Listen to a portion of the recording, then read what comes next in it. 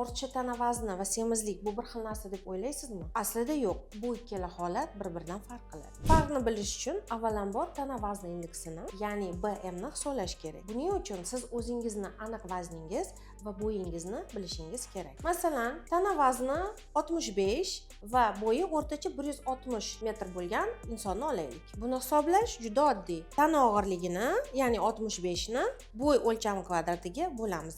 Ya'ni 65 kilogrammi 160 santimetr kvadratiga bo'lamiz.